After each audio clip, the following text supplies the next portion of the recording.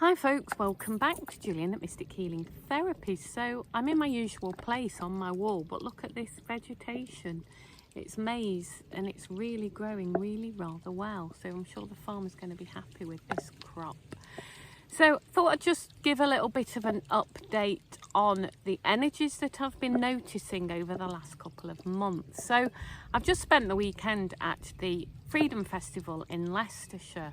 Really great event, some wonderful people, some great speakers like John O'Looney and Harry Rhodes. Really good information getting shared and putting out there, and it was great to speak to a lot of people, like-minded, beautiful souls. So yeah, it was wonderful. You know, this man-to-man, woman-to-woman contact, a human heart to a human heart.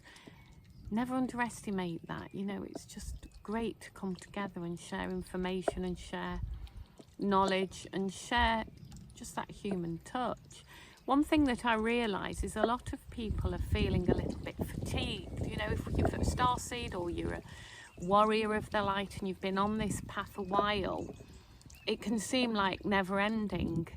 And there's a lot of people been through dark nights of the souls, and yeah, it just seems a common theme to everyone I've talked to, that they've kind of been through the mill a bit. So, you know, if you're in that category, I just want to send out my love and support to anyone that's been through the mill over the last few years. I'm sure most of you on here have actually. But one thing that somebody once said to me, Gillian, what's one word of advice you would give to your clients? You know, I'm a cognitive behavioural psychotherapist in my daytime job. And one thing I would say is, no matter what you're feeling, it's not going to last forever. And that's a bit of a cliche, you know, the old time heals cliche, but it really does. And if you're going through the worst time in your life right now, just remember, time does heal, and whatever you're feeling right now is not going to last forever. So just take heart, folks, take heart. And remember that this is absolutely our master lifetime. You know, we are about to enter in, or I'm calling it in now, I've entered in, I am here in the 5D realm, where, you know, we are in that golden age where man and woman, justice, it's a leveling up. You know, we've had years and years and years and lifetimes of finishing on the bottom. This time we get to finish on top. So keep going, folks, keep going. And you know, everything that you are going through is because when we're moving into 5D, we cannot take old baggage with us. We cannot take it with us. We've got to deal with our karma. We've got to have sorted it out before we can move on. And that's one thing that my guides told me right back in 2020, that anybody that is incarnated in 2020 has the chance, it's a golden ticket, to become karma neutral, to work through all the karma that you've had, your ancestry karma or your own personal karma. They've had the golden ticket and the opportunity to do that, so that we can move into the new golden age karma neutral, because we cannot bring old baggage with us into the new paradigm. And this is what I believe is why all those beautiful souls I met at the Freedom Festival that have really been through the ringer these last few years, it's because they have been, if you like, transmuting the karma so that they are able to move on into the new dimension. So, you know, every cloud has a silver lining. Every time one door closes, another one will open. So take heart, folks, take heart. It's all by design, even though it feels horrible at times. Let's be honest.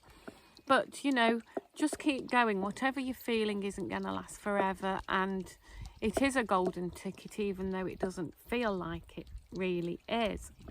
So that's one thing I've noticed. Another thing I've noticed, and I'd be very interested to hear if anyone else has been experiencing this, is glitches in the matrix. So when I've been driving around, let's say, I don't know, I'll do a journey, I don't know, an hour's journey. Quite often I drive through the Peak District, and I've been noticing from time to time that sometimes I am literally the only person on the road, and it's like I'm glitching the matrix. It's like I've stopped time, you know. I've been to places where there's no other cars, and I'm thinking, is there a football match on? Is it lockdown or something like that? You know, how it was then. Literally nobody on the road, and then no lights on in the houses I pass. And I know that this is definitely 100% a glitch in the matrix. And I had a situation of, well, it's about a year ago now, where I visited a friend, knocked on the kitchen door. There was nobody there in the kitchen. I thought, oh, they must be out in the garden.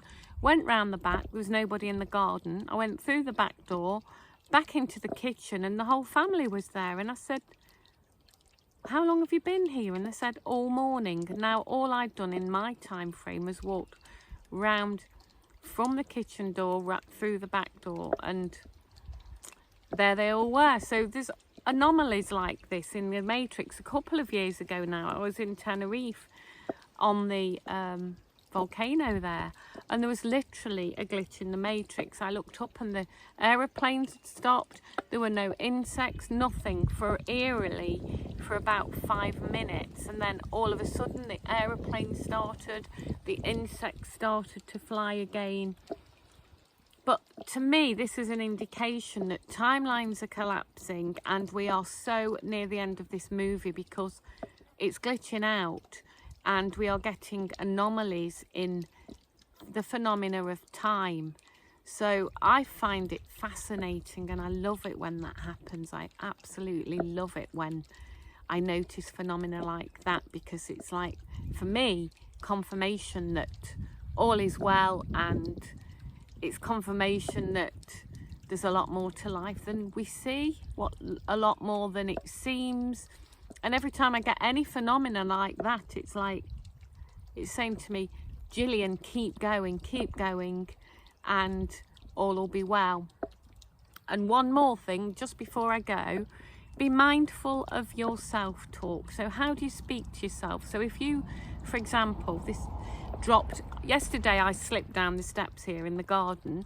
Luckily, I only broke a mug I was carrying. I was carrying a cup, and I broke that. The first thought I did was thank Archangel Michael for keeping me safe. Then secondly, I thought, oh dear, I've broken the mug, and it was one of my favourite mugs, but that's by the by. And then I was just considering, you know, my first thought was to thank Archangel Michael for looking after me. And then the second one was, oh, I've broken a mug. Now, if you would have done that and you start berating yourself, saying, oh, you stupid idiot, you've broken that mug, you can't do anything right, please just pay attention to your own self-talk. How are you talking to yourself? Because loving yourself, you know, it's that old saying, learning to love yourself is the greatest love of all, and that is so true. It's a cliche, but it's true. Love yourself and pay attention to how you talk to yourself. Would you talk to your friend like that? You know, because your relationship with you is your most important relationship, because you are with yourself all the time. And then if you've got a good relationship with yourself, you can have a good relationship with others. So it starts with yourself, folks. Be kind to yourself, love yourself, know thyself, and yeah, be happy. And I'll leave that with you, sending you loads and loads of love, and yeah, keep going, folks. Love you lots. Bye for now.